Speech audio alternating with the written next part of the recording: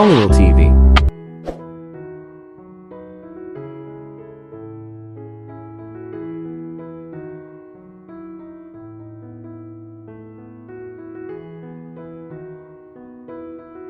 Panaka-naka ay nakikihalo si Zyra sa usapan ng mga magulang.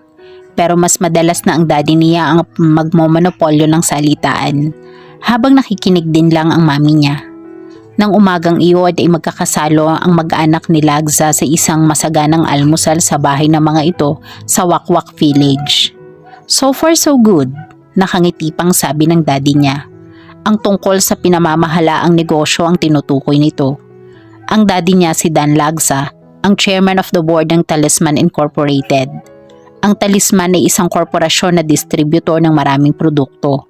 May rubbing alcohol, disinfectant, cosmetics at iba pang chemical na gamit sa household chores.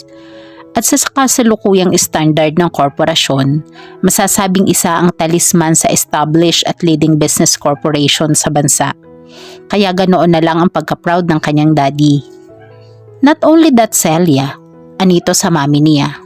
Actually, we're planning to introduce a new product in addition sa mga produkto na inilalabas na natin sa market.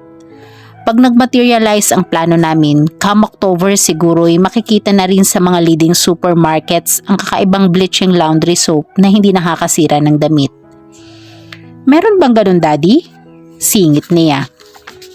Hindi ba lahat naman ng laundry soap may epekto sa fabric ng damit? Kung hindi nakakapagkupas, ay nakakapagparupok naman ng tela. Itong i-introduce nga namin ay kakaiba, anak. Actually, nag-undergo na kami ng maraming test. The results are far excellent really. That's why we're very positive na magkiklik itong product naming ito. Sana nga'y mag-materialize yan, ang mami niya ulit. Let us hope and pray to God. Ang kanyang mami si Celia Punza Lagza ay isang active social worker. Leader ng maraming civic activities sa Kamaynilaan. Active member din ito ng Women's Club ng bansa. Nangunguna ika nga sa mga gawaing panlipunan.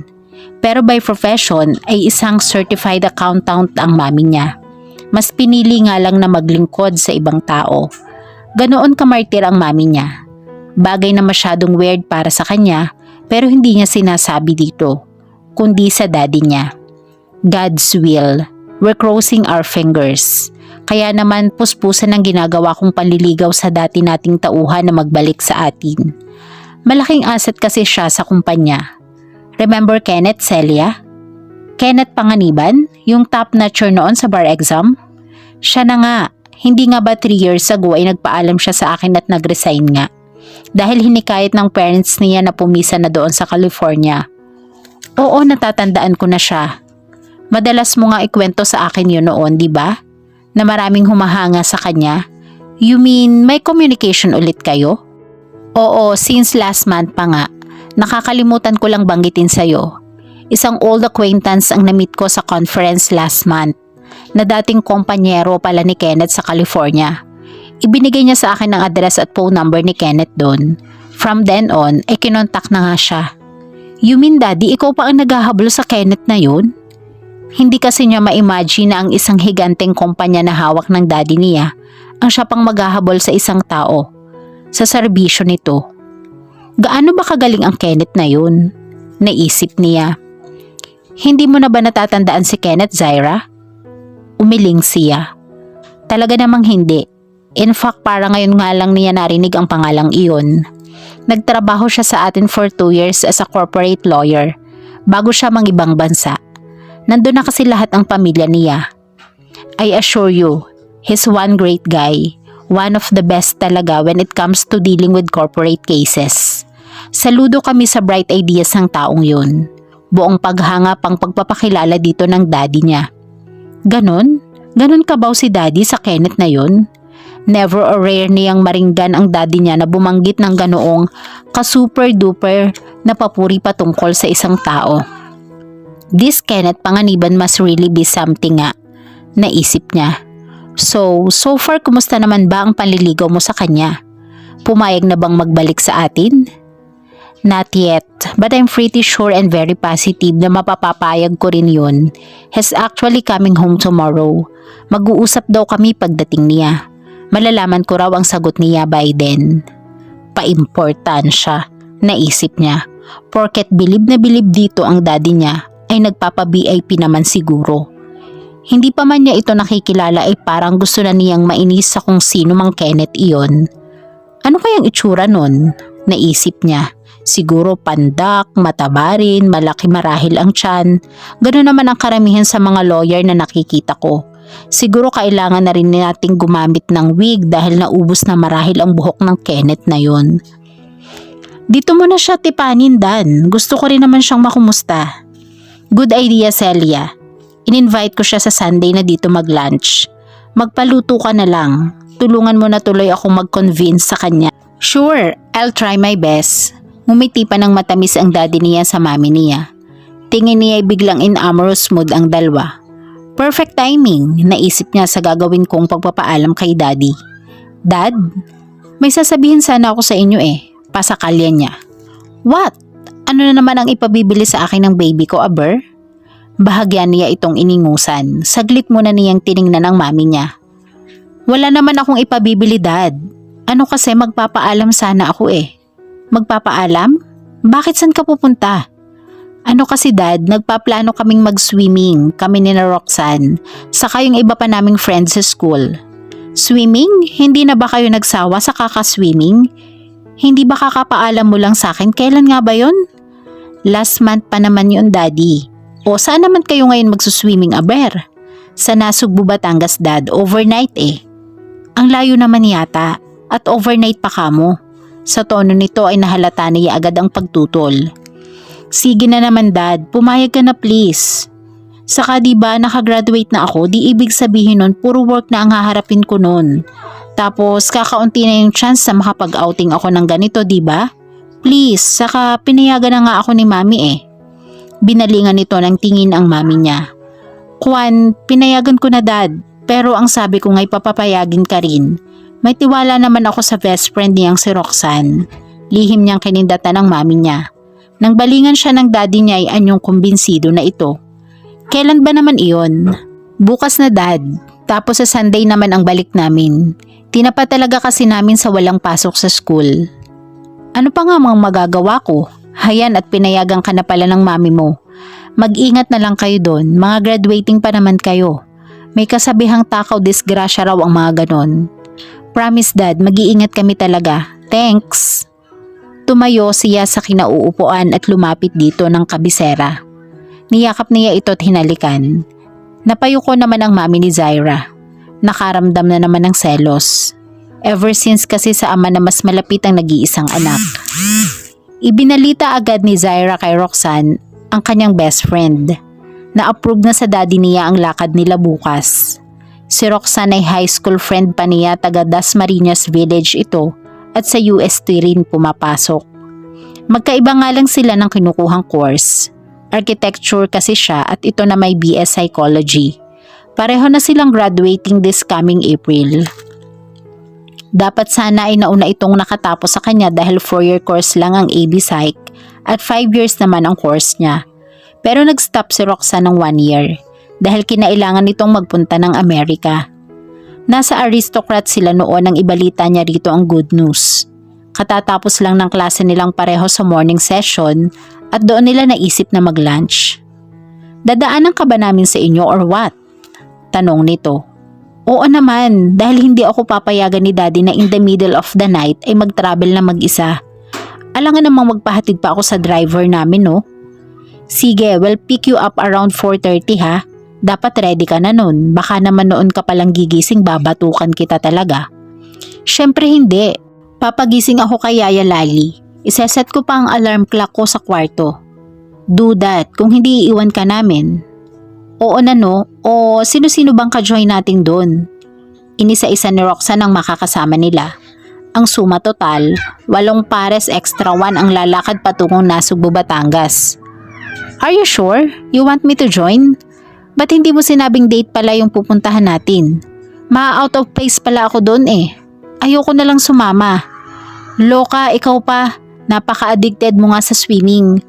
Oo nga, pero what I'm gonna do? Watch you while your forefares are doing the lambutsingan? Huwag na lang no. Sira, Anong ginagawa ng mga suitors mo? Pick your choice, I assure you. Hindi mo pa man naibubuka ang bibig mo ay ala Flash Gordon na silang escortan ka. Pwede ba no? I'd rather be alone than to invite any of them to accompany me. Maglalangoy na lang akong mag-isa. Natawa pa si Roxanne kahit nakikitang naiinis siya. Sobra ka there's nothing wrong naman sa mga suitors mo ah. Let me help you in choosing. Si Prof kaya?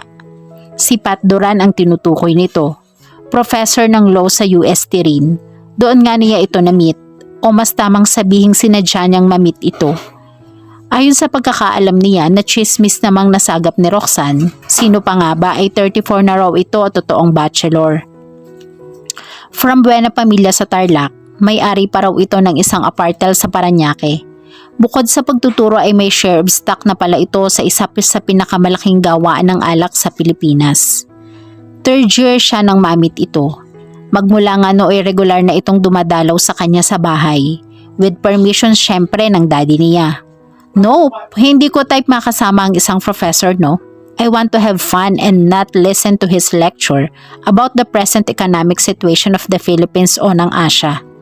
Nor listen to his weird ideas about the innovation daw ng ating motherland. Excuse me wala akong planong kumandidato sa susunod na eleksyon. Ang lakas ng tawa ni Roxanne, pero humirit uli. Kahit talaga kailan pregnant sa pintas yung utak mong yang babae ka. Totoo naman yun naman talaga ang kinukwento sa akin noon pag pumupunta sa bahay. Malapit ko na ngang sapakin yun sa totoo lang, nagtitimpi lang ako. Let me see. How about the ever handsome, ever loyal at ever tiyagang super duper na yamang Dom? Lalo namang nalukot ang mukha ni Zaira sa binanggit nito. Si Mr. Drendo Soriano ang tinutukoy ni Roxanne. From the known Soriano clan pero to the 4th degree na yata. Business pal ito ng daddy niya na magmula ng mabiyudo 2 years ago ay hindi na siya tinatantana ng panunuyo. Ang alam niya higit itong matanda sa daddy niya. At puro family man raw ang mga anak na lahat ay nasa ibang bansa. Hindi ito formal na nanliligaw sa kanya sa bahay.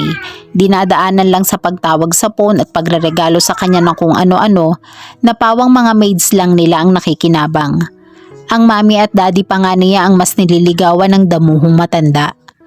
Pagkausap na niya sa phone ay talagang naaalibadbaran siya. Anhila lang niya ipagbabaan ito ng phone. Ang sakit kasi sa tenga ng paraan ng panliligaw nito. Ang corny, nakakabwisit. Big no, baka pulikatin pa doon ang gurang na yun At anong palagay mo sa akin, babysitter? Correction, walang mali sa sinabi ko. I use the appropriate word. Sa talaga namang nagbabalik sa pagkabata ang damata na yun Mantakin mo namang minsan lang akong nakita sa office ni daddy. Sukat na akong mapagtripan na ligawan. Imagine, matanda pa yun sa daddy ko Ano siya, sinuswerte?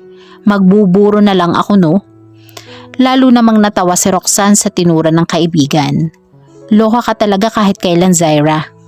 Pwede ba Roxanne, tigilan mo na yung kakamat sa akin at lalo lang akong nabubisit? Sobra kang manlait si Ian ayaw mo pa rin? Gwapo na yun ang lakas pa ng sex appeal.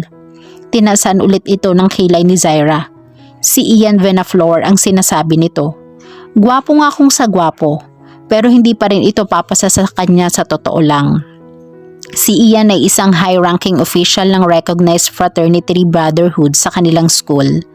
Aminado siyang malakas nga ang karisma nito, kaya naman alam din niyang maraming attracted sa lokong yun. Dapat sana i-graduate na ito ng political science 2 years ago pa. Pero hindi nga ito laging full load kung mag-enroll at kadalasan yata ay bumabagsak pa sa mga subject nito.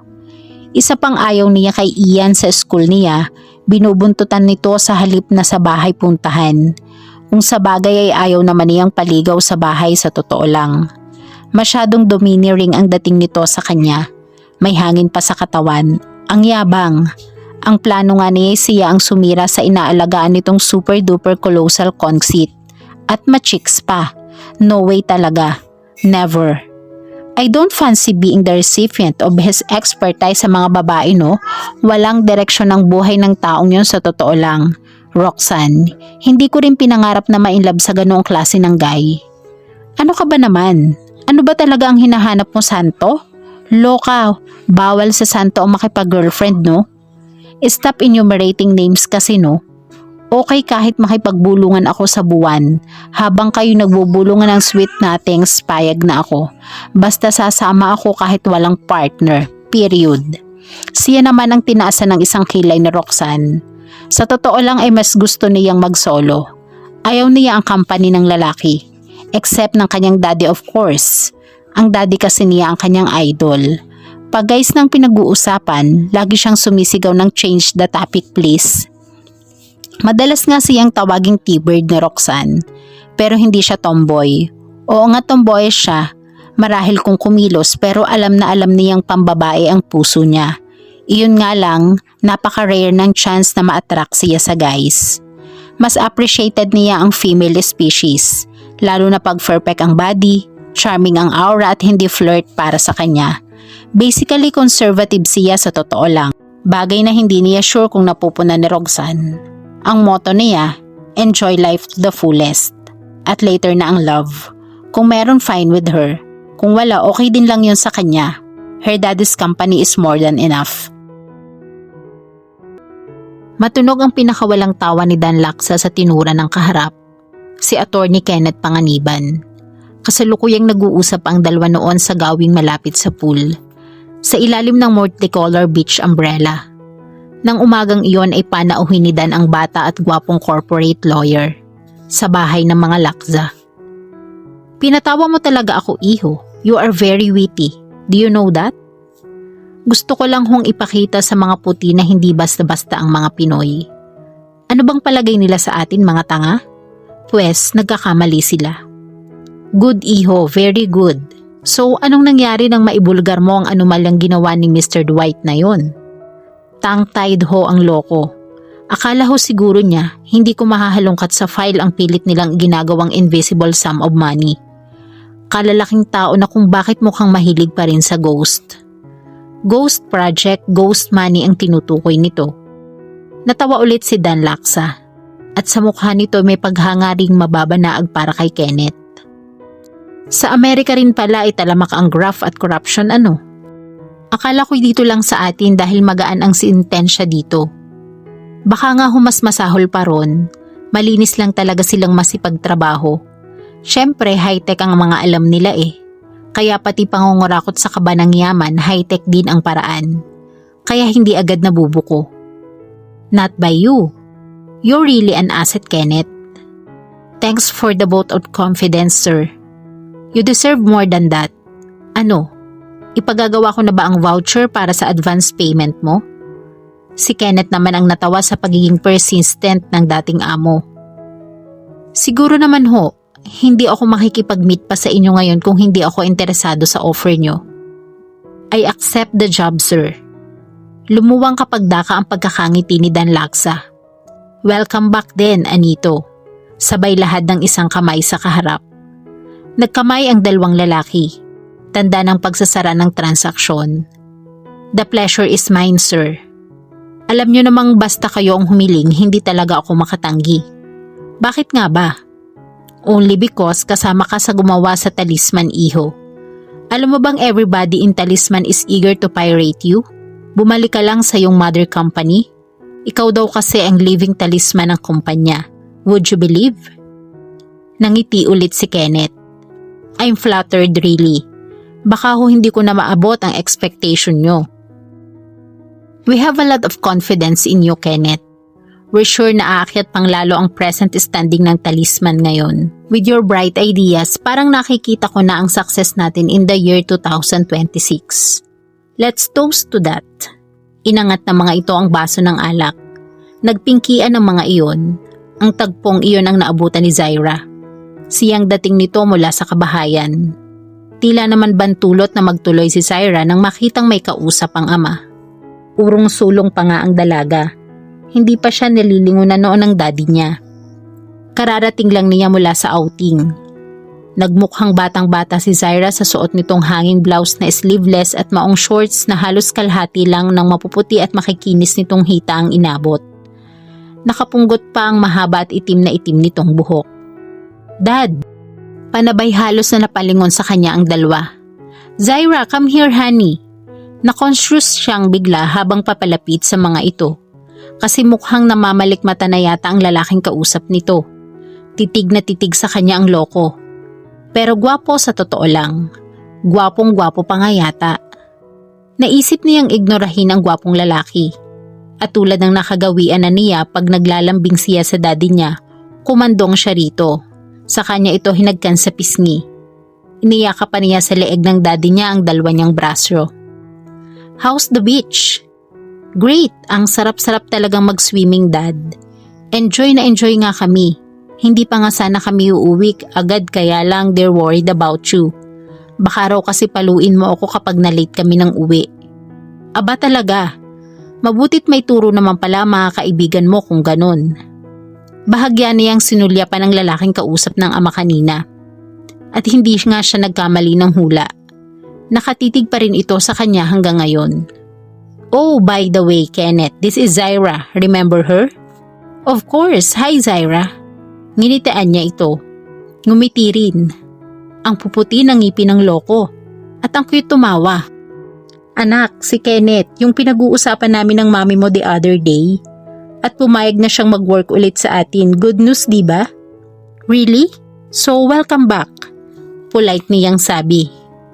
Bakit ba ganito itong makatingin? May dumi kaya ako sa mukha? Conscious na talaga siya sa totoo lang. At medyo naiinis na rin. Ayaw kasi niya ng pinagmamasdan siya ng ganoon. Lalo't ng isang lalaki pa. Kaya naisip niyang ignorahin na lamang ito. Siya nga pala Dad, may pasalubong ako sa'yo. Where's mom nga pala? As usual, kasama na naman ang mga kakosa niya sa kanilang activity. Saan pa nga ba? I think you have to take a bath, honey. Anito. Saka bahagya pang suminghot-singhot na waring inaamoy siya. You smell like a horse. Daddy naman, maktol niya. Iningusan niya ito, siguro'y nag-blush siya. Siyempre, nag-horseback riding kasi kami bago umuwi eh. Kaya naman pala eh. O sige na maligo ka na ron. Mamaya mo na ibigay sa akin yung sinasabi mong pasalubong. Tiningnan muna niya ito. Tinansya. Saka siya medyo bumelo. Dad, ano kasi eh? Ano na naman? Can I go out tonight please? What? Anak naman, hindi ka na ba nagsawa ng kakaalis ng bahay? Abay hindi ka pa napipirmi dito sa atin ah. Para ka na rin ang mami mo ah. Sumimangot siya.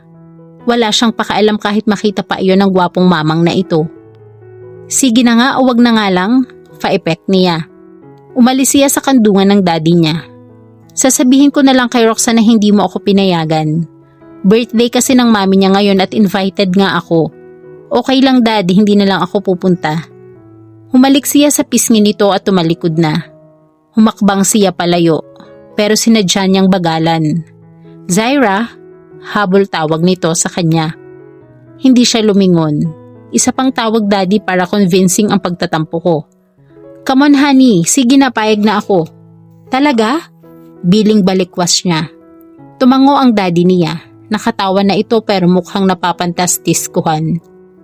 Siyempre sa drama niya saan pa. Tinakbo niya ito at niyakap. Pinupog niya ng halik ang daddy niya. Thanks dad, ang bait-bait mo talaga. I'll go ahead na ha. You mean ngayon na agad? In an hour dad, maliligo lang ako. Roxanne asked for my help kasi parang nagpe-prepare ng handa ng mami niya. Surprise yun eh, paliwanag niya. Sige na nga lumakad ka na. Pahatid ka sa pag-uwi ha. Yap, binalingan niya si Kenneth. Nice meeting you ha. Mabilis na siyang nagbalik sa bahay. Ang naiwan si Dan naman ay napailing at napapalatak na lamang. Nangiti rin si Kenneth sa nasaksihang pag-uusap ng mag-ama. Alam mo kasi, spoiled na spoiled sa akin ng batang iyon. Nakita mo naman kung paanong mang-blackmail, 'di ba? Pero mabait naman ang anak kong yun, hindi suwail tulad ng ibang anak. Dalagang-dalaga na ho pala siya. Oo nga, pero alam mo bang hanggang ngayon isip bata pa rin niyang si Zaira? Na baby ko yata ng husto eh. Mukha ho yatang hindi na ako natatandaan ni Zaira. Hindi na nga raw kasi ngayon napag-usapan ka namin minsan. Kasi naman noong nasa talisman ka pa ay talaga namang baby pa ang anak kong yun. Nitong mag-college na nga lang medyo naging aware sa mundo. Kung pagmamasdang mabuti si Kenneth, waring interesado ito tungkol sa whereabout ng anak ng amo. Mabuti ho hindi pa nililigawan. Pakaswal pang tanong ni Kenneth. Natawa si Dan at minsan pang nailing habang natatawa. Ano bang hindi? Maraming ang naliligaw yang sa Syra ko. Pero alam mo ba kung papaano ang siste? Abay sinisimangutan ba naman ang mga nagsisipunta rito sa bahay? Kulang na nga lang yata'y ipagtabo yung paalis ng anak kong yun eh. Ang lakas ng tawa ni Kenneth. Bakit naman ho? Ewan ko ba sa batang iyon? Sabi ko nga sa'yo, may pagkabatang isip pa kasi eh. Ang sabihin mo nitong mukhang may pagkatomboy pa yata. Nakita mo naman siguro kung paano magkikilos at kung gumayak nakita mo parang lalaki. Ewan ko ba? Pero sa isang banda naman, mas gusto ko nga yata ang gano'n na si Syra ko. Ayoko pa kasing mag-asawa ang baby ko. Napatango-tango na lang si Kenneth. Ngunit waring pregnant sa tanong ang mga mata ng batang abogado. Gawin na ng mag-ama na magkwentuhan bago matulog. Kaya ng gabing iyon na tiyempong naaga ng uwi si Dan buhat sa opisina, ay minsan pang nagkwentuhan ang mga ito sa salas. Wala pa noon ang mami niya. Nag-out of town kasi ito. Nag-distribute daw ng mga relief goods sa mga nasalanta ng nagdaang bagyo. Sa gawing Quezon daw ayon sa daddy niya. Kailan nga ba ang graduation nyo? Matagal pa dad, 4 months to go pa, sa April 9. Nakapag-apply na ba kayo for graduation? Hindi pa dad, so first week pa raw yun ng March eh. Sa wakas ay makakatapos ka na rin, so what's your plan? I mean after your graduation? Iningusan niya ang daddy niya. Bahagya siyang lumayo sa pagkakayakap nito. Siguro nagsawa ka na sa pagpapakain sa akin no? Hayan nga at ipinagtutulakan mo na akong mag-work eh. Silly. Natatawang sambit ng daddy niya sa pinisil ang baba niya. You know that's not what I mean. Nagtatanong lang ako dahil gusto ko nga syempre malaman ang plano ng baby ko. Masama bang malaman ko aber? Malay ko baka plano mo na palang mag-asawa hindi ko pa alam. At kung ma-inform mo na agad ako ngayon pa lang, para hindi na ako mabigla diba? Naman, daddy naman. Nangiinis ka na dyan eh. Sinabi nang hindi ako mag-aasawa. Sinimangutan niya ito. Aba kahit pa ayaw mo. Pag dumating ang kapalaran mo, hindi ka naman po yata makakatanggi pa. You'll see pag nangyari na yon. Basta ayoko. Natawa pa ang daddy niya. Sa kabila ng pagsimangot niya. Kung pwede ba, di mas mainam nga ang ganun. Ayaw ko naman talagang ipamigay ang baby ko kung kanino lang. Gusto ko kasi lagi ka lang sa tabi ko. Pero maganda ka anak. Nakita mo at marami kang suitors na gustong makabingwit ng matamis mong oo, di ba? Dad, ang corny mo ha. Sabi nga ni Kenneth ang ganda-ganda mo raw lalo ngayon. Napatitig talaga siya sa daddy niya. Yung kausap mo last Sunday at sinabi niya talaga yon, Pexman? Topo-topo barega dumila ka sa baga, dad? Ang lakas na naman ng tawa ng daddy niya. Saan mo ba napagkukuha yung mga pinagsasabi mo ha? Alangan sa ganda mo anak, oo sabi at sa kadalagan-dalaga ka na raw pala ngayon, sabi pa nga niya. Siya rin dad, ang gwapo-gwapo niya. Mali pala ang iniisip ko noon na pandak siya, malaki ang tiyan at nakakalbo na. Ang gwapo nga eh, gusto niyang sabihin. Bakit? Duda ka bang maganda ka? Of course not. Alam ko naman talagang beautiful ako. Beauty and tomboyish. Daddy naman eh. Sinabi nang hindi ako tomboy, okay? Sa ganito naman talaga ako kumilos ah. But you prefer to be with girls. You even got attracted to them, right? You told me once, remember? Yun baka mong naging Miss UST nyo? Ano nga bang pangalan nun? Daddy talaga, I have eyes to admire and appreciate beauty, daddy. Masama bang humanga ako sa kapwa babae ko? I don't think it's a mortal sin and definitely not a sign of having a double personality, dad. It's just that mapunahin ako sa magaganda, ganun. I believe there's nothing wrong with that. Kung sa bagay nga, but it's better siguro kung you'll appreciate also men, anak. Yung mga remarkable characters nila na ikinaiba mo sa kanila. Tell me, nagka-crush ka na ba sa mga lalaki before? Of course naman, sa poging daddy ko syempre. Iningusan siya ng daddy niya. Saka siya pinindot sa ilong. Maloka ka talaga kahit kailan. Aside from your gwapong daddy syempre, meron ba? Kahit na admiration lang. Kunwaring nag-isip pa siya ng bahagya pero alam naman talaga niya ang sagot. I think, Dad, hindi pa, 'di ba? I should know and the reason is, kasi naman Daddy, kasi naman tomboy ka yata. Hindi sabi wala lang talaga akong makitang admirable traits sa mga na-meet ko ng guys Anong magagawa ko? Kung hindi weird, nerd o kaya naman nagse-second childhood. No way talaga. Parang kilala ko yata yung huling tinutukoy mo Mismo Dad, pero malay nyo naman bigla na lang akong panaing dito ni Cupido. O 'di ba? Aniya, itinuro pa niya ang dibdib sa gawi ng puso. Sana nga, I want grandchildren din syempre. Nag-blush siya. Pagkasi gano'n na ang pinag-uusapan nagiging uneasy na siya. Ang daddy kung ano-ano ang sinasabi, ang bata-bata ko pa nga Hindi ko naman sinabi ngayon na agad. In the near future, syempre. Ngumiwi ulit siya. Ayoko mag-asawa basta. Period. Nasa ganoong tagpo ang mag-ama nang bumukas ang front door. Mula do'y pumasok ang mami niya. Pagkakita sa kanila'y nito'y napuna agad niya ang pagbabago sa reaksyon nito. Hi ma'am, bati niya. Tumayo siya at lumapit dito. Humalik sa pisngi nito. Ganon din ang ginawa ng daddy niya. Sweetheart, kanina ka pa namin hinihintay. Nag-dinner ka na ba? Tapos na pagod ako Gusto ko na magpahinga, aakyat na muna ako. Agad na nga itong nagpanhik sa hagdan. Sinundan lang nila ito ng tingin. Dad, sundan mo na si Mami. Nagseselos na naman tiyak yun. Kasalanan ko ba kung maging close ako sa'yo, Dad? Umiiling ang daddy niya. Pagkuway bumuntong hininga. Zaira anak, try to be malambing to your mommy, okay? Tumangon na lang siya. Saka lang ito sumunod sa mami niya sa itaas. Ever since kasi hindi na siya naging malapit sa mami niya. At ever since alam niyang may selosa na sa pagitan nilang tatlo. One Sunday ay dinayo siya ni Roxanne sa bahay. Tulog pa siya nang dumating ito. Katunayan ay si Roxanne pa mismo ang gumising sa kanya. Ganun naka-welcome sa bahay nila ang kanyang best friend. Parang member of the family din ito kung ituring sa kanila. Ganun din naman siya sa bahay nito.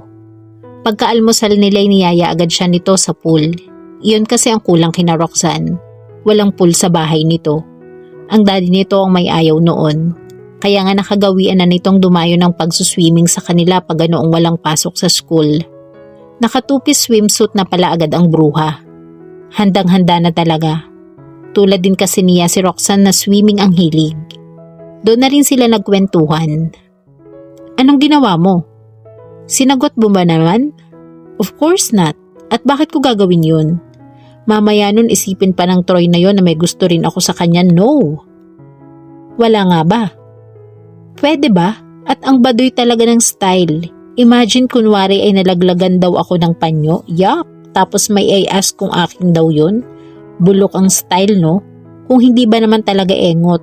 Hindi muna inalam kung nagdadala ba ako ng panyo o ano. Hindi nga, 'di ba? Tanga nga. Heto pa kamo ang siste. Nagpadala naman ng letter. At kung ano-anong tall phrases naman ang ipinagsusulat. Nakaka-turn off naman talagang style. Natawat na iling si Roxanne. I'm not surprised. Lagi ka naman talagang may pinta sa kahit sinong lalaki Hindi no? Pero gwapo ba yung Troy? Nag-isip siyang bigla ng pwedeng pagkukumparahan dito. May nahagip ang tingin niya. See that tree? Itinuro niya ang isang puno doon. The orchids attached to it. Yung bunot na lalagyan ng orchids, ganon ang itsura. Ang lakas ng tawa ni Roxanne. Binihusan siya ng sinalok sa kamay na tubig. Pero ang pagtawa nito ay biglang natigil. Oh my gosh, am I dreaming? Zaira, kurutin mo ko bilis. Sinundan nga niya ang tinitingnan nito. Gaga, ano bang pinagsasabi mo dyan? Halos walang kurap ang tingin nito sa nooy papalapit ng si Kenneth. Nakangiti naman agad ito sa kanila. Hi, bati nito sa kanila. Pwedeng mang-abala sandali? Tanong nito. Mas sa kanya iyon sinabi dahil sa kanya ito nakatingin. Ang ganda pala ng mga mata nito. Ngayon lang niya napansin. Sure, ang daddy bang tinatanong mo? Oo sana wala yata siya. Sabi ng maid nyo ay Nagsimba kasi sila ni Mami. Darating na siguro yun. Kung gano'n ay hihintayin ko na. May importante kasi akong sadya sa kanya. Suit yourself. Kung gusto mo dun ka sa... I think mas gusto kong dun na lang maghintay, Anito. At ang itinuro ay ang favorite place din ng daddy niya. Sa ilalim ng beach umbrella. Ikaw ang bahala, nasabi na lang niya. Biglang umubo si Roxanne, na ang ibig sabihin nandun ito at ipakilala naman siya kay Kenneth. Siya nga pala. Hi, I'm Roxanne. Ikaw, maagap nitong sabi. Ang kapal talaga ng bruha, hindi na nihiyang maunang magpakilala sa sarili. Nginitian ito ni Kenneth. Tipong the devil maker smile ba? Natingin niya'y sinuklian naman ni Roxanne ng come to me my baby ng ngiti. Flirt. Kenneth, hi Roxanne. Inilahad agad ni Roxanne ang kamay nito. Yumuko si Kenneth at inabot ang kamay nito. Nagkadaupang palad ang dalawa. Ang bilis talaga ng bruha. Tingin niya'y tila ayaw pa yatang bitawan ni Roxanne ang kamay ni Kenneth. Kung hindi pa siya umihem ay mukhang hindi pa magbibitaw ang dalawa. Kulang na lang ay hilahin ng bruha si Kenneth sa pool. Tuloy nyo na yung paglangoy nyo, doon na lang ako, Anito. Buti nga. Tingin niya'y tila gusto pa yatang tumutol ni Roxanne nang tumalikod na si Kenneth. Tinaasan talaga niya ito ng isang kilay ng balingan siya. Sino yun ha? Sino yun? Bakit ngayon ko lang siya nakita dito? Gosh, ang gwapo talaga. Tila kinikilig pang sambit nito. Noon ay nakaupo na si Kenneth at nakatingin sa kanila. Sukat ng ngitian ito ng ubod tamis ni Roxanne. Parang siya naman ang napahiya sa pagpa-flirt ng kaibigan. Umiba siya ng posisyon. Pataliko dito. Baka kasi mabasa nito ang buka ng bibig niya. Hindi man marinig ang sasabihin niya. Corporate lawyer yon ni Daddy. At kadarating lang from the States. Binata ba? May girlfriend na? Ano magsalita ka naman dyan, bruha? Tila atat na atat pang tanong nito. Pwede ba Roxanne, may boyfriend ka na no?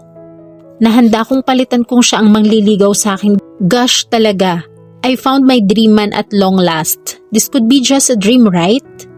Inismiran talaga niya si Roxanne. Ang arte kasi ng bruha. At bago siya mainis dito ay pinili niyang lumangoy na lang.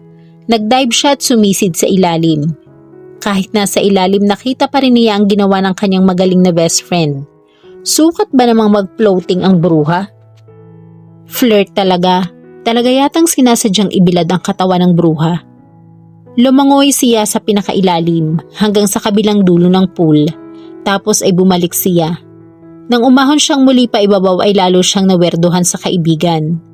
Umahon na kasi ito at ngayon nakaupo na sa gilid ng pool. Ang pinili pa kamong pwesto ay yung paharap ito kay Kenneth. At nakikipagnitian na ang bruha sa bruho. Ibig na nga niyang hablutin ang buhok ni Roxanne. Miss Roxanne Lecaros, baka po gusto niyo akong pansinin dito ha? I'm still here, remember? Pwede ba no? Mas gwapo sa'yo si Kenneth no? Ayan kumakaway pa sa atin, smile bruha at kumakaway nga ito. Naalibadbara na talaga siya ng totoo. Kaya nagdesisyon siyang huwag na lang pansinin ang dalawang weird. Kung bakit naman kasi dumating-dating pa ang Kenneth na ito. Muli na lang siyang nagdive. Binilisan pa niya ang pagsisid sa ilalim. Nagtagal siya doon. Nagulat siya sa muli niyang paglitaw sa ibabaw. Wala na si Roxanne. Nasa tabi na ito ni Kenneth at nakikipaghagik-hika na ang bruha. Na hindi man lang naalalang isuot ang robe kaya tuloy hantad na hantad ang katawan ng Gaga. O sadyang hindi isinuot iyon para ma-display ang figura. Napaismid talaga siya. Ano ba ang plano ng kaibigan niyang ito? Iseduce si Kenneth? At ang damuho naman ay mukhang nagpapaseduce nga. Ano kaya kung isumbong niya ito kay Johnny na boyfriend nito? Naku, napaka-flirt naman kasi. Bakit hindi ka pa umahon, Zaira? Sukat na sabihin sa kanya ni Kenneth. Napuna rin siya sa wakas. Baka ma-sunburn ka na dyan. Mainit nang masyado ang araw oh. Impakto, akala mo naman na makikipag-flirtan din ako sa'yo. Manigas ka, antipatiko. Siya nga naman Zaira, come on, makipagkwentuhan ka na sa amin dito. Mamaya na lang, sagot niya. At na makapag-solo kayo ng husto. Gusto sana niyang idugtong. Ang totoo nun, hindi niya alam kung paano aalis sa pool. Ang robe kasi niya ay nakasampay sa silyang kinauupuan mismo ni Kenneth. At hindi niya matake na iparada ang beauty niya mula pool hanggang doon na gaya ng ginawa ni Roxanne. Buti sana kung hindi niya alam kung paano tumingin ang mga matang iyon ng bruho. Manigas na siya sa pool pero hindi talaga siya aahon doon. At least hanggang hindi umaalis si Kenneth. Dumating ka na sana, Daddy, nahiling niya. Sa buong pagkadismaya niya ay sukat ba namang tumayo sa Kenneth. Kinuha nito ang robe niya. Saka walang salitang lumakad patungo sa pool. Nakangiti pa sa kanya ang loko. Naalarma talaga siya. Tumigil ito sa gilid ng pool saka ibinuka ang robe niya. Halika na, masusunog ang balat mo, come on. Napalunok siya. Kasi may kakaiba siyang makikita sa mga mata nito sa pagkakatingin sa kanya. Sinulya pa niya si Roxanne. Mukhang nakasimangot ang tingin niya rito ngayon habang nakatingin sa kanila. Iwan mo na lang yan dyan. I can manage. Shy? Tila nang iinis pang tanong nito. Sige, hindi ako titingin kung nahihiya ka sa akin. Siguro'y nagbablush na siya. Sa lahat ng ayaw niya ay iyong napapagsabihan siyang maarte. Lalabas ng ganon siya kapag nagkeme pa siya ngayon. Nagdesisyon siya. Nilabanan niya ang hiya na totoong nararamdaman niya ngayon. Buong tapang siyang umahon. Kahit siya'y nakayuko habang umaahon. Alam niyang walang nakaligtas sa kanyang katawan sa mga mata ng lokong Kenneth na ito. Parang sintagal yata ng eternidad sa pakiwari niya ang distansya sa pagitan ng pool at ng robe niyang tanga nito. At sa wakas ay narating din niya iyon. Why are you so ashamed to show it? It's really a work of art, Zaira. Ang ganda-ganda nga eh. Sukat na sabihin pa nito. Dama niyang nag-init bigla ang mukha niya. Tiningnan niya ito ng matiim. Gusto na naman yata niyang manapak ng preskong tao sa totoo lang. Thanks for the compliment, but I'm not flattered. At saka niya ito nilampasan. Pinikol niya ng naiinis na tingin si Roxanne saka siya nagtuloy-tuloy patungong kabahayan. 5 minutes pa bago mag-time at nasulya pa na niya sa labas ng classroom niya si Roxanne.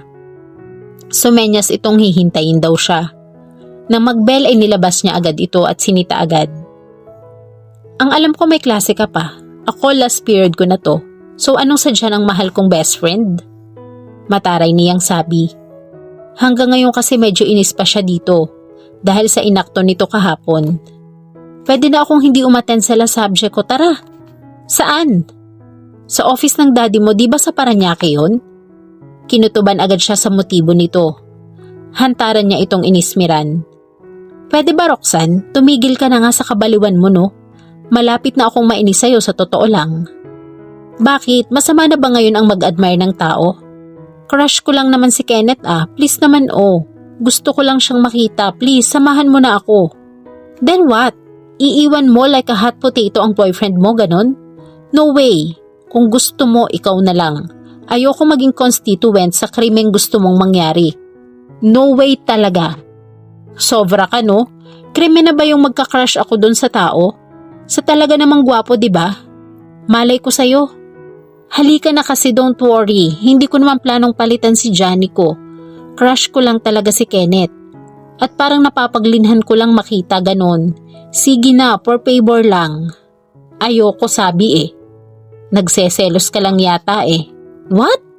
Shock talaga siya sa sinabi nito. Kunwari ka pa dyan, obvious namang nasa'yo may crush ang crush ko eh. Excuse me no, huwag mo nga akong maisali-sali sa kabaliwan mo. Binirahan niya ng talikod. Binilasan pa niya ang paglakad. Hinabol siya nito. Dumiretso pa rin siya sa lakad sa corridor, patungo sa parking area. Bakit ayaw mong sabihin sa akin kung anong sinabi niya sa'yo sa pool kahapon? Kung talagang wala nga ang kulit mo ah. Di wala kung wala, please. Punta na tayo sa talisman, please. Huminto siya at tiningnan ito ng matiim. Okay, matigil ka lang. Lumuwang agad ang ngiti ni Roxanne. Obvious na talaga si Roxanne. At sa totoo lang ay siya ang napapahiya sa pinagagagawa nito. Si Kenneth nga agad ang pinuntriya nito pagdating nila sa office ng daddy niya. Spacious ang floor na yon. Walang divider ang bawat pwesto ng mga naroroong empleyado. Mahigit 10 ang desk na naroroon. May private office ang daddy niya na salamin lamang ang wall kaya see-through din mula sa labas. Nagulat ang daddy niya pagkakita sa kanila. Dumiretso siya sa private office nito samantalang si Roxanne ay nadikit na sa pwesto naman ni Kenneth. Pagdating pa lang nila ay nakipagkwentuhan na ito sa binata. Mula sa office ng daddy niya ay tanaw niya ang pagtatawanan pa ng dalawa. Kung bakit naman inis na inis siya ngayon sa totoo lang. Mukhang nagkakasundo yung dalawa ang daddy niya. May boyfriend na si Roxanne, dad. Kung bakit iyon ang naisagot niya ay nagtaka rin siya sa kanyang sarili. I see. Kung ako ang boyfriend nun, magseselo siguro ako. Nagkibit balikat lang siya. Siguro ngay may napupuna na rin ang daddy niya kay Roxanne. So, what brings you here? Heto na po, kailangan ko nang maglubid ngayon ng dahilan. Naku, talagang masasabunutan ko ang Roxanne na to. Kasi dad, may pinuntahan siya dyan sa malapit. Nagpasama nga sa akin. Malapit na rin naman ito, so we decided to drop by. Ganon.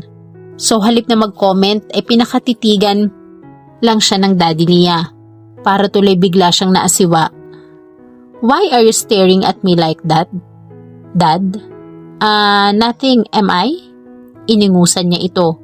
Natawa ang daddy niya, pero itinuloy pa rin ang pagtitig sa kanya na waring amuse ang mga mata. Ano ba talaga ang nasa sa isip ng daddy niya? Can I use the phone, dad? Naisip niyang sabihin. Sure, by all means.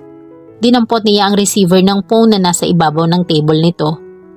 Saka siya dumayal. Sa ikatlong tunog ay dumampot sa kabilang linya at nabosesan agad niya ang sumagot. Mami? Yes? Dito sa office ni daddy? Yes, ma'am. No, walang problema. Right, napadaan lang kami. Roxanne is with me. Yes, ma'am. What? Nag-react agad ang mukha ng daddy niya. Inakala marahil na may hindi magandang nangyari sa bahay. Pero para sa kanya ay hindi maganda ang ibinalita ng mami niya. Nagsisituloy siya kung bakit nakatawag-tawag pa. Kanina pa ho ba? 30 minutes ago? May ano kaya kung paalisin nyo na? Kasi naman ang haba ng ipinaliwanag ng mami niya. Unethical daw, bad point sa party niya. Babaeng Pilipina, etc. etc. Tumataas talaga ang kilay niya. Okay, I'm coming. Oho, uuwi na ako ngayon din. And ma'am, will you please tell him na feel free kung naiinip na siya sa... Oo na nga, sige, bye. Ano yun? Tanong agad sa kanya ng daddy niya pagkababa ng auditibo. Meron bang nangyari sa bahay? Don't panic, dad. Meron nga. What? Anong problema? Ako lang ho ang may problema, dad. Nasa bahay daw kasi si Pat, ang professor na saksakan ng kulit sa totoo lang. Tingin niya ay nakahinga ng maluwag ang daddy niya. Pagkuway ng ngiti ito sa kanya. Better go home now, honey. Baka mainip na ang maliligaw mo. Ang kulit kasi eh. Sinabi ng ayaw ko sa kanya, punta pa rin ang punta. Sige na nga ho, uuwi na ako. Utos ni mami. Alam niyang napilitan lang si Roxanne nang pumayag na umuwi na sila pero sumama rin ito. Habang daay panay ang kwento nito tungkol kay Kenneth. Kuliling-kulili talaga ang tainga niya. Hindi na lang siya kumibo. Hinayaan niya ito sa kada daldal. Inihatid niya ito sa Dasmariñas. Saka lang siya nakahinga ng maluwag. Pero nang bigla niyang maalala ang madadatnan pag-uwi ay sumama na naman bigla ang timpla niya. Idinaan na lamang niya ang pakikinig ng sweet songs ang pagkainis. Kanina pa niya napupuna na may bumubuntot sa kanila ni Roxanne. At kung hindi siya nagkakamali ay si Troy. Paglabas pa lang niya ng architecture building ay napuna na niya ito. Pero hindi niya pinansin, naisip niyang simplihan ang paglingon. Kunwari ay may nahulog sa kanyang likuran at sa kaniya ito tiningnan. Mismo, si Troy nga ang anino nila. Nang lumingon siya bigla naman itong inilihis ang tingin at kunwari sa ibang direksyon ang punta. Cool ka lang ha? Si Roxanne. Tingin ko'y may bumubuntot sa atin eh. Kung gayoy napuna rin pala nito iyon. Alam ko, kanina pa yan hindi ko lang sinasabi sa'yo. Nilingon mo na ba? Oo, pasimple. Si Troy. Troy? As in Helen of Troy? Or Troy the Weird and the Baduy? The latter mismo. Biglang baling naman si Roxanne bago pa niya nasaway. Tapos ay namimilog halos ang mga mata nang tumingin ulit sa kanya. Loka ka talaga, bulong nito sa kanya. Ang gwapo pala ah. Sabi mo mukhang bunot. Nakita ko sa bar pin. Medical student pala. Wow ha? Inismiran niya si Roxanne. Lahat naman sa'yo gwapo eh. Hindi no? Malapit na kong mapika sa lokong yan sa totoo lang ha. Parang anino eh. Para ring asong buntot ng buntot. Anong palagay niya sa atin buto? Ewan ko nga kung paano pa nakakapag-aral ang baduy na yan eh. Mantakin mo naman kahit saan yata ako tumingin laging nakabalandra ang pagmumukha ng asungot. Ewan ko ba? Ayaw mo nun, ibig sabihin bongga talaga ang beauty mo. Na bullseye mo na naman siguro. Kakainggit ka ha? Pwede ba no? Pag ako na inisasapakin ko to eh. Cool ka lang sabi eh. Pero anong year na ba yan? Mukhang kakaalis lang sa saya ng nanay niya ah. Malay ko ba dyan? Bilisan mo ngang lumakad. Nakita na siguro sila ni Johnny, malayo pa lang sila. Kaya nang malapit na sila sa front gate ng UST ay agad silang sinalubong nito. Nakangiti agad sa kanila. Haya na pala ang sundo ko. Hi love, bati nito kay Roxanne. Nakapulupot naman agad dito ang best friend niya. Siguro kung wala sa public place ay baka naghalikan pa nga ang dalawa. Ganon ka-sweet ang dalawang ito sa totoo lang. Na minsan naman talaga ay kinaiinggitan din niya. Hi Miss Beautiful, baling sa kanya ni Johnny. Alaga rin siya sa buskan nito. Na nakasanayan na rin niya. Bakit mukha yatang masisira ang galing sayo ni Da Vinci at Amorsolo ah? Something wrong? Ipinakita niya ang pagsibangot dito. Sumenyas naman kapag daka si Roxanne tinuro sa likuran. Agad namang luminga si Johnny. Oh, I see. Mukhang totoy pa ah. Pero looking gwapo. Comment ni Johnny. Looking gago ka mo. Sambot niya. Natawa ang dalawa at nailing. O paano? Wanna hop in? Ihahatid ka na namin bago kami mag-date nitong love ko. Nasa labas ang kotse ko. Wag na lang, magta-taxi na lang ako. Nasaan nga pala ang kotse mo? Gamit ni Mami eh, nasa talyer kasi ang kotse niya. Di sumabay ka na nga sa amin. Siya nga naman Zaira. Pwede ka ring makijoin sa date namin, di ba love? Yan ang hindi pwede, tutol agad ni Johnny. Dahil maiinggit ka lang tiyak, lalo na pag nakita mo nang hinahalikan ko na tong best friend mo. Natawa talaga siya, pati si Roxanne. Pero tingin niya ay blush na blush ang loka. Loko ka, baka maniwala niyan si Zaira. Isumbong tuloy akong bigla sa mami ko, lagot ka, sige. Aba, sino may sabing hindi ako naniniwala? Biro niya. Iningusa naman agad siya ni Roxanne. Lumakad na nga kayo. Iuwi mo yung best friend ko ha, Johnny. Sa amin, with all my heart. Sira, forbidden yun no? Sige na, lakad na kayo. Paano yun? Inginuso ni Roxanne ang asungot sa likuran niya. Kaya kong takasan to, enjoy yourselves ha? You bet, sabi pa ni Johnny. Saglit pa'y paalis na ang dalawa. Natili lang siya sa kinatatayuan. Nang makita niyang palayo na ang kotse ni Johnny ay huminga muna siya ng malalim. Bumelo, saka siya dahan-dahang bumiling. Medyo malayo lang ngayon ang bahagya ang kinatatayuan ni Troy. At nang lingunin niya ay inililihis bigla ang tingin. Nang muli siyang tingnan nito ay sinenya sa niya. Sukat namang lumingon pa sa likuran ang loko. As if hindi makapaniwalang ito nga ang tinatawag at pinapalapit niya. Ako? Anito? Itinuturo pa ang sarili. Ikaw nga. Aniya, pataray. Tila bantulot naman itong lumapit pero ginawa rin. Siguro'y kinakabahan ang loko. Dapat lang. Ikaw si Troy, di ba? Ako nga. So, ikaw din ang nagpapadala sa akin ng mga notes, right? Nakita niyang napalunok ito. Tapos ay marahang tumango. Tila asong nabahag bigla ang buntot. Pero ang lakas-lakas naman ang loob naman ligaw ng uhuging ito. Ilang taon ka na nga? Sinadya niya talagang maging intimidating ang dating dito. Talagang gusto niya itong sindakin nang tigilan na siya. 17. Talagang malakas ang loob. Naisip niya. First year, right? Nakita mo ba yung sumando sa best friend ko? Si Johnny yon ang boyfriend niya. Accountant yon sa bangko. Bagay sila, diba? Tayo kaya, sa palagay mo ba magkabagay tayo? 22 na ako at ikaw naman kamoy 17. Look, pwede bang tigilan mo na ang kasusunod sa akin ha? At ang kapapadala ng kung ano-ano, please lang, pwede? Minsan pa itong napalunok, tingin niya ay mukhang biglang pinagpawisan ng loko. Zaira, parang ate mo na ako ah. Age doesn't matter naman, diba? Weird talaga, naisip niya. Pati raso napakabaduy. It does to me. I prefer someone my age o kaya older. So you see, magsasayang ka lang ng oras na tatapatin na kita. Mahal kita, Zaira. Tila desperado nang sabi nito. Hindi nga pwede makulit ka ba? Naiinis na talaga siya. Ang daming magandang medical students dyan. Find one for yourself at huwag ako ang buntutan mo, okay? Magtsatsaga ako.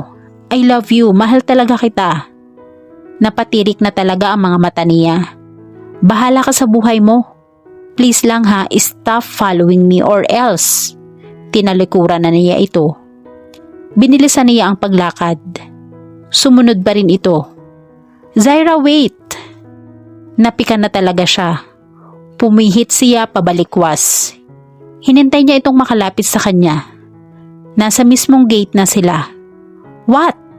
Mahihirapan kang sumakay, baka pwedeng sa lahat ng ayaw ko ay yung saksakan ng kulit. Hindi ka ba marunong umintindi? Pero umigkas kapag daka ang isang kamao ni Zaira na sinalo ng kaliwang mata ni Troy. Hindi agad ito nakahuma. Mukhang nasindak sa naging aksyon ni Zaira. Wala itong nagawa kundi ang sapuhin ng isang kamay ang nasaktang mata. Uli-uli, makikinig ka ha. Higit pa dyan ang matitikman mo pag hindi mo ako tinigilan, you bastard. Hindi na talaga niya napigil pa ang sarili. Inubos na kasi nito ang pagtitimpi niya. Wala siyang pakialam kung gumagawa na sila ng eksena. Katunayay pinagtitinginan na sila ng mga nagdaraan. Sa susunod pang sandali ay napalibutan na sila ng mga usisero at usisera na biglang nahawi sa paggitna ng guard. Doon kayong dalawa sa opisina. Public scandal ang ginagawa nyo ah. Tiningnan niya talaga ng matalim si Troy. Yukong-yuko ito. Tahimik silang sumama sa guard pero ang totoo ay nagpupuyos pa rin ang loob niya. Hindi niya pinagsisisihan ang ginawa sa Troy na to. Ano ba kung ma-office pa siya? Buong taray pa niyang sinalubong ang mga mata ng nasasalubong nila. Nasa conference room na sa kasalukuyan si Dan. Nagpe-preside ng board meeting. Araw iyon ng monthly meeting ng mga stockholders ng Talisman. Nasa gitna pa naman ito ng pagpapaliwanag ng abalahin ng secretary nito. Napilitang damputin ni Dan ang cellphone at tumayo mula sa harap ng mga naroroon. Nag-excuse ito sandali para sa emergency call na iyon. Yes? Is this Mr. Dan Laksa? Yes, who's this please? From UST sir. Nakikinig si Dan sa sinasabi ng nasa kabilang linya. Napapapalatak ito at napapailing sa naririnig. Can I talk to my daughter please? Is she in there? Hold the line sir. Narinig nga ni Dan ang pagtawag kay Zaira. Hello, Dad? Ano tong pinagagagawa mo ha, Zaira? Madiin ang pagkakasabi nito doon. May galit. Kasi naman, Dad. Wait there, I'll be there. Don't say a word. Do you hear me? Yes, Dad. Deadline. 12 pares na mga mata ang nakatingin na pala noon kay Dan. Problematic kasi ang anyo nito nang muling bumalik sa conference table. Sa katatanong ay natuntun din ni Kenneth ang opisina ng Dean ng College of Architecture. Inadmit ito ng secretary doon at pinatuloy sa opisina ng dekana. Nadatnan nga sa loob ni Kenneth si Zaira, isang lalaki at ang Dean. Mr. Laksa? Tanong agad ni Dean. Ikaw? Nasaan ang daddy ko? Bakit ikaw nagpunta dito? So, who are you? Ang Dean nila. Nakaunawa agad ito marahil. Good afternoon, ma'am. Kenneth Panganiban, Laksa's lawyer. Pagpapakilala sa sarili ni Kenneth. Have a seat, please. Sa tabi niya naupo si Kenneth. Pero bago nito ginawa iyon ay tiningnan muna siya ng matiim, na waring galit sa kanya. Ano ho bang nangyari? By the way, I came in behalf of Mr. Laksa. He's actually in the middle of a board meeting at the moment. Palitan muna silang tiningnan ng di nila. Is Mr. Laksa by any chance the Mr. Laksa talisman? Exactly, ma'am. Napatingin ng matiim sa kanya ang Dean. Napayuko naman siya, para kasing sinisisi siya sa tingin nito. I see. Tingnan mo nga itong ginawa mo ha, Miss Laksa. Nakakahiya talaga. Kasi naman ho. Pinigil siya sa tingin ni Kenneth. Halos pandilata na siya ng mga mata nito. Nagpapigil naman siya, nanahimik na lang siya. For the first time ay nagpa-intimidate siya sa isang lalaki. Ang di nila ang nagpaliwanag ng nangyari. Inulit lang nito ang isinalaysay ng guard na nagdala doon sa kanila. Wala namang kakibo-kibo si Troy. Yukong-yuko lang ang duwag. Gusto tuloy niya itong sapakin ulit sa totoo lang. Parang hindi lalaki. Di ba dapat kanina pa lang ay nakipag-ayos na ito sa guard at nang hindi na sila nadala roon? Engratong duwag talaga pero ang lakas ng loob manligaw. Nang makapagsalaysay ang kanilang Dean ay muling hiningi ang panig niya. Nagpaliwanag siya kung bakit ganun ang kanyang naging aktwasyon. Tapos ay si Troy naman ang pinagsalita. Halos magkabuhol-buhol naman ang dila ng loko. Inako nito ang kasalanan. Nagsorry pa nga sa kanya. Absuelto siya. Dapat. Nagkaayos naman sila. Hanggang palabas na lang sila'y panay pa rin ang hingi ng dispensa ni Kenneth sa Dean nila. As if ang laki-laki ng kasalanang nagawa niya. Nainis tuloy siyang bigla rito. Paglabas nila ng opisina ng Dean, nagulat siya dahil maraming tao sa labas. Siguro'y mga nakabalita. Nahagip ng tingin niya si Ian. Nakasandal ito sa wall at ngayon masama ang pagkakatingin kay Troy. Bigla tuloy napabilis ang paglayo ni Troy. Kinabahan siyang bigla para kay Troy sa kabila ng inis niya rito. Hindi niya gusto ang reaksyon ni Ian. Mukhang may planong itong hindi maganda. Tangka sana niya itong kausapin pero bigla naman siyang binalingan ng masamang tingin ni Kenneth. Aren't you coming? Look, Miss Laksa. Marami ng oras ang nasasayang sa akin. Will you please follow me? Pagkasabi noon ay tinalikuran na siya nito. Bisit na bisit siyang sumunod dito. Ayaw naman niya ay napilitan siyang makisakay sa kotse nito. Papadilim na noon. Sa kotse nito'y nananahimik na lang siya. Hindi siya kinikibo ni Kenneth pero obvious namang galit ito. Kasi panay ang pagtiimbagang. Panay din ang buntong hininga at mas doon siya naiinis. Spill it out. Sumbatan mo na ako. Ano pang pumipigil sa'yo? Singhal niya rito nang hindi siya makatiis sa pananahimik nito na alam naman niyang hindi totoo. Ewan ko. Hindi ko alam kung anong sasabihin ko sa'yo, Zazaira. I really disappointed. Disappointed lang? Sisihin mo ako, di ba yun naman talaga ang gusto mong gawin kanina pa, di ba? You're not a child, Zaira. So don't act like one. Bigyan mo naman ng kahihiyan ang daddy mo. Di lumabas din ang totoo, naisip niya. Siguro'y napapakakontrabida na ng dating ko sa bruhong ito. Hindi ka ba nakikinig sa ipinapaliwanag ko kanina ha? Narinig mo naman siguro kung bakit ko nagawa yun, di ba? Kahit na, naprovoke ka pa kamo ni Troy. Hindi pa rin tamang suntukin mo yung tao. Daig mo pang palingkera ah. Kababae mo pa namang tao. Bakit ganun ka kung umakto?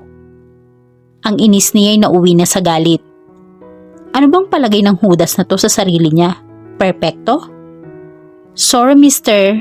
Know-it-all. Sorry if I didn't meet your standard of real civilized, refined woman. Pasarkastiko niyang sabi. Mabuti pa si Roxanne, may sense na kausap. Pero ikaw? Don't you dare compare me to my friend. At sino bang may sabi sa iyong kausapin mo ako ha? Pasensya ka, dahil ganito talaga akong makipag-usap. Lalo na sa taong kinaiinisan ko. Napailing pa ito. I wish I could teach you a lesson someday. A lesson? About what? The art of seducing women? No, thank you. I don't fancy being the recipient of your expertise. Sayang ka. Maganda ka pa naman. Kaya lang ang talim-talim pala ng dila mo. I also don't fancy being married to a stubborn tomboyish woman. Married? Ang kapal na mukha. Malay ko sa'yo. Naisip niyang huwag nang makipagtalo dito. Nanahimik na lang siya hanggang maihatid siya nito sa Wakwak Village. Gulat na gulat talaga sa kanya si Roxanne nang ibalita niya rito ang nangyari. Nang umagang iyon ay nasa Ayala Center sila. Nawalan siya ng choice nang hilahin siya nito. Tuloy ay pareho silang nag-cutting classes. Nang nasa Italian restaurant na sila ay ikinuwento niya ang buong pangyayari. I'm shocked, really, but not surprised, definitely. Knowing you, hindi nga nakakapagtakang magawa mo yun. Dinala ko lang talaga ang loko. So, anong ginawa sa'yo ng daddy mo? Dinasabon ka ng husto niyan tiyak. Ang lagay ay medyo lang, nagalit lang ng konti ganon. Pinagsabihan ako, you're a woman, you should act like this and like that. Pero pagkatapos nun syempre bati na ulit kami. Siya pa ngang nang amo sa akin eh. Alam mo namang pet ako ng daddy ko, diba? Lucky you. Eh ang mami mo, anong say? Cool na cool pa rin as usual. Hindi nagsasalita, as in no comment talaga. Pero deep inside her, alam kong galit siya. Alam mo naman si mami, reyna yata ng old fashion sa mundo. Lahat ng kilos at activities ko ayaw nun. Pati nga course ko, diba? Tutol din siya. Ang loka mo kasi. Sa lahat ng friends kong beauty, ikaw ang kakaiba. Mantakin mong ganunin mo si Troy. Pasalamat nga siya at ganun lang ang natikman niya sa akin. He should be thankful pa nga at hindi ko naisip na gamitin sa kanya ang 1 week ko ring natutuhan sa judo. Kung hindi, tiyak na manghihiram siya ng mukha sa doggy nila. Kung pahihiramin siya, that is. Natawa si Roxanne. Yeah, I remember tuloy the poor instructor. Hindi ka na ba kinulit nun ulit? Nag-enroll kasi siya noon sa judo karate class. Gusto niya kasing matuto ng self-defense. Ang kaso, nabwisit siya sa instructor kaya hindi na niya itinuloy. Hindi na siya pumasok. Sukat ba naman kasing ligawan siya ng lokotoy? Thank God at hindi na nga. Bigla tila nanudyo naman ang mga mata ni Roxanne. Nawaring may kahaluring panunumbat. Dialing ako ha? Anong dialing? Kanino? Sabi mo si Kenneth ang nag-ayos sa trouble mo, diba? Sumimangot siya sa pagbanggit nito ng pangalan niyon. Oo nga, kaya nabisita lang akong lalo. Alam mo bang dinaig pa nun ang daddy ko? Sermonan ba naman ako? Imagine that? Grabe talaga. Hindi ko matake ha. Yun na nga eh. Kaya nga ako nagsiselos eh. Kasi ibig sabihin nun, concerned siya sa'yo. Kasi nga may crush sa'yo si Kenneth. Excuse me no? Wala akong crush sa kanya. Pwede ba? Yung conceited na yun? Excuse me talaga? Talaga ha? Wala ka talagang crush sa kanya? Panindigan mo yan. Eh di akin na lang talaga siya, ganun. Tinaasan niya ito ng isang kilay. Gaga, isumbong kaya kita kay Johnny baby. Loka, alam na po niyang may crush ako kay Kenneth, no? Kilala niya ang mayabang na yon? Not personally, ikinuwento ko sa kanya yung kung sino si Kenneth. And you told your boyfriend na crush mo nga yun? Over ka talaga. Anong sabi? Okay lang sa kanya yon? Kasi naman honest talaga kami sa isa't isa. Kaya naman I tell him nga, ang resulta yun at nagalit sa akin ng loko. Kaya nga ikaw ang hinata ko ngayon kasi hindi ako sinupot ng hudas. May usapan kaming siya ang sasama sa akin eh. Hindi nga dumating. Isa lang po ang ibig sabihin nun, nagselos. Dahil sa kawirduhan ng utak mo gaga ka kasi eh. May boyfriend ka na nga at lahat, nagkaka-crush ka pa sa iba. Di pa hinog ka ngayon. Anong magagawa ko? Sa talaga namang heroic ang dating sa akin ni Kenneth mo. He looks like my hero fresh from the pages of a romance book. O diba talaga naman? Malay ko sa'yo at anong Kenneth mo ang pinagsasabi mo dyan? Don't worry, pag ganyang tinopak ng love ko, ay medyo kailangan ko nang sikipan ng screw sa utak ko. Kaya ipinauubaya ko na sa'yo si Kenneth mo. Hanggang crush lang naman talaga ako eh. Siyempre, si Johnny ko pa rin ang the one and only true love ko.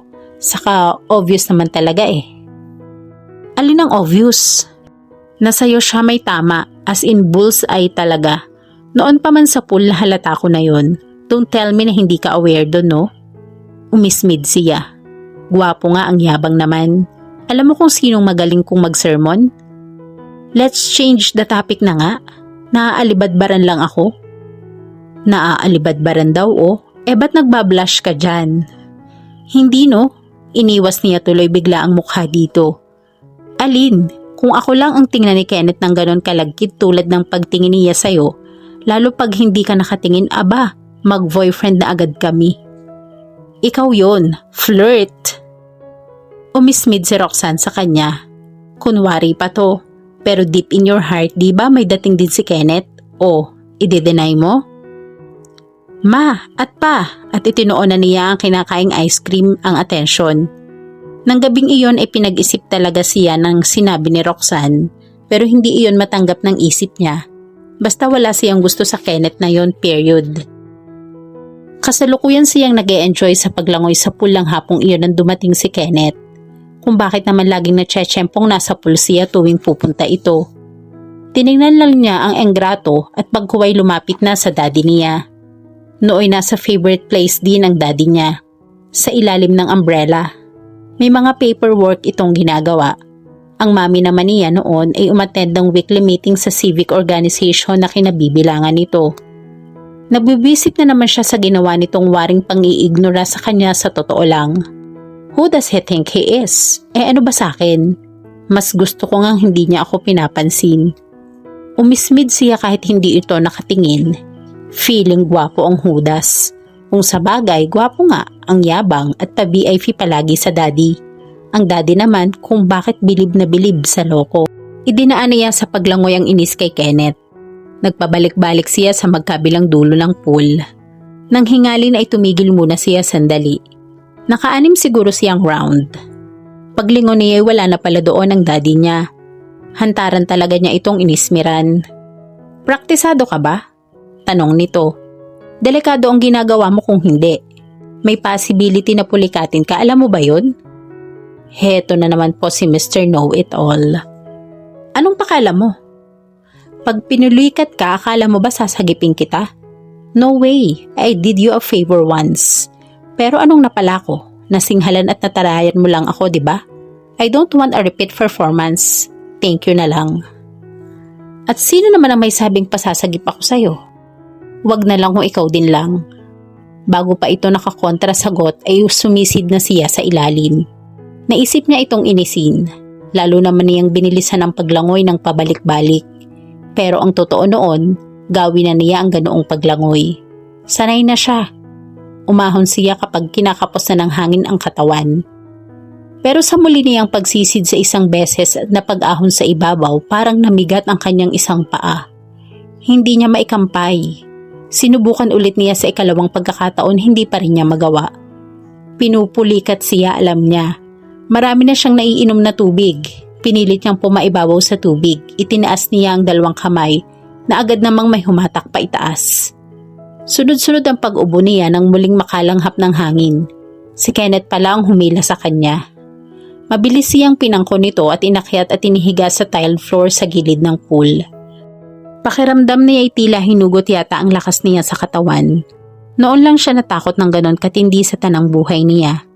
Latang-lata siya sa pagkakahiga. Tingin niya ay humihingal din si Kenneth na nooy nakaupo sa tabi niya. Sinabi ko naman sa'yo na humulagpos ang luha niya. Naudlot ang paninisi sana nito sa kanya. Late reaction ang nangyari sa kanya. Humagulgol talaga siya ng iyak. Kinabig siyang bigla ni Kenneth. Niyakap siya nito at inalo ng haplos sa likuran. I'm sorry. Hindi kita gustong sisihin, Zaira. Calm down now, okay? You're gonna be okay. Calm down. Zaira anak, anong... Agad na nakalapit sa kanya ang daddy niya. Daddy, yumakap siya rito. Minsan pa siyang napapaiyak. Kenneth, anong pinulikat ho yata siya? Tumango siya nang tanungin siya ng tingin ng daddy niya. Kenneth, pakipasok mo na siya sa loob, please lang. I can manage, Daddy. Pero maagap na kumilo si Kenneth at kapag dakay nagawa siyang pangkuin ito. Tumutulo ang suot nitong damit, malalaki ang mga hakbang ni Kenneth. Kasunod nito ang daddy niya. Itinuro niya rito ang silid niya. Pero sa halip na ibaba na siya pagdating doon ay hinanap nito ang bathroom niya. Sa bathtub sa bathroom niya siya ibinaba nito. Tapos ay naupo sa gilid noon. Akala niya ay aalis na ito. Hindi pa pala. Sa halip ay pinakatitigan siya. Sinalubong niya ang tingin nito kung bakit naman bigla siyang nahirapang gawin iyon. Dati na may kaya niya. Yumuko siya habang nakauklo ang upo sa tub. Maya-maya'y kumilos ang isang kamay nito humantong iyon sa pisngi niya. Humaplos doon. Pagkatapos ay gumawi sa baba niya. Pilit nitong iniangat ang mukha niya. Minsan pang nagdaop ang mga tingin nila. You made me terribly worried about you, Zaira. Nang hindi ka agad lumitaw sa tubig, akala ko hindi itinuloy ang sasabihin. Sa halip ay bumuntong hininga. Binitawan nito ang mukha niya para gagapin naman ng isang kamay niya. At sa buong pagkagulat niya hinagkan nito ang ibabaw noon. Tapos ay ang palad niya. Giniginaw siya pero parang biglang nag-init ang kanyang pakiramdam. Take a bath tapos magpahinga ka. Forget about what happened out there, okay? Pagkasabi nooy tumayo ito at walang lingon likod na iniwan siya. Matagal na hindi nakakilo sa posisyong iyon si Zaira. Nakatingin lang sa pintong nilabasan ni Kenneth. Ang muntik na niyang pagkalunod sa pool, lalo na ang pagsagip sa kanya ni Kenneth ay totoong lumikha sa kanya ng kakaibang damdamin. Naging palaisip siya magmula noon. At ang bagay na iyon maging ang pangyayari ay sinadya niyang ilihim kay Roxanne. Hindi niya matiyak kung nahahalata siya nito sa madalas niyang pananahimik. Buong pasalamat niya at lately ngay medyo dumalang ang paglabas nila ni Roxanne. Kasalukuyan kasi itong nagpapaamo ng boyfriend. Dahil sa ipinagtapat nitong pagkakakrush kay Kenneth. Si Kenneth, lately din napupunan niyang tila aloof sa kanya. Pag nagagawi sa bahay nila ay laging business-like ang itsura at laging sandali lang kung makipag-usap sa daddy niya. Nalilito siya sa feeling niya ngayon. Masyadong strange pakiramdam niya at ayaw niya ng feeling na yon. Nang araw na iyon ay papasok na siya sa first subject niya nang may humarang sa daraanan niya. Hi, pwede ka bang maabala sandali? Sorry Ian, may klase na kasi ako. Baka malate pa ako, excuse me. Tinangka niya itong lampasan pero lalo naman siyang hinarang. Ian, ngumiti ito. Tapos ay nagbigay sa kanya ng daan like a real queen. Weird, naisip niya. Sumabay ito sa paglakad niya. Binibwisit ka pa ba ng uhuging suitor mo? Si Troy? Hindi, nadala na siguro. Good, dinala ko eh. Napatigil siya sa paglakad. Nagdududang tiningnan niya si Ian. Anong ginawa mo dun sa tao? Ian, baka... Don't worry, buhay pa ang lokong yon. Binigyan ko lang ng ultimatum kumbaga. Ayoko kasi sa lahat ay yung nabubwisit ka. Sabi ko huwag ka na niyang mabuntot-buntutan or else... Sinanyas nito ang isang daliri pahiwa sa leeg. Nang ibig sabihin patay ito pag nagkataon. Alam niyang hindi basta nagbabanta lang si Ian. Alam niyang capable itong gawin ang sinabi nito. Pero kahit paano ay nakahinga rin siya ng maluwag. Mabuti naman at tinakot lang pala nito si Troy. Nagpatuloy siya sa paglakad. Sa wakas ay inawalan siya ng isa sa mga konsumisyon sa buhay. Ano kaya kung pakiusapan ko si Ian at takutin din ng iba pang mga suitors? Naisip niya. Pero agad din niya itong binawi sa isip. Naisip kasi niyang tiyak na may hihingin itong kapalit sa kanya. Ang sagutin ito, wag na lang. Si Loco, kumusta? Lo what? Si lawyer ko no, si Froff, kumusta ng panliligaw sa'yo? Pati pala iyon ay alam din ito. Hindi siya sumagot. Say by the bell naman dahil nasa tapat na siya noon ng kanyang classroom. Pero bago pa siya nakapasok sa loob ay muling nagpahabol salita si Ian. Ako, kumusta sa'yo? Kailan mo ako sasagutin? Tiningnan lang niya ito ng matiim at itinuloy na ang pagpasok sa loob. Paglabas naman niya sa kanyang last subject, ibang asungot naman ang sumabay sa kanyang paglakad. Si Pat. May dala ka bang kotse? Meron. Zaira, pwede ba kitang ma-invite sa Sorry, may lakad kasi kami ng mami ko ngayon eh. Kaya nga ako nagmamadaling umuwi. Pagsisinungaling niya. Napakamalas nga yata talaga sa araw na iyon. 2 asungot ang nambuwisit sa kanya. Heto't kasalukuyang nambuwisit pa ang isang to. Okay lang, I understand. Ihahatid na kita sa parking area. No thank you, may klase ka pa ba, diba? Pero hindi ito nagpapigil sa kanya. Sumabay pa rin sa paglakad niya. Papaliko siya sa pasilyo ng may mahagip ang tingin niya. Pero nakaliko na agad ito patungo naman sa parking area. Tinulinan niya ang lakad. Kabuntot pa rin niya si Pat. Pagdating niya sa parking area, isang kotse naman ang papaalis. Sarado ang darkly tinted na salamin ng bintana. Kulay krema ang Nissan Sentra na nagdaan sa mismong harapan nila ni Pat. Hindi siya maaaring magkamali. Kay Kenneth ang kotseng iyon. At ito nga ang nakita niya na siguro'y pupunta sa kanya.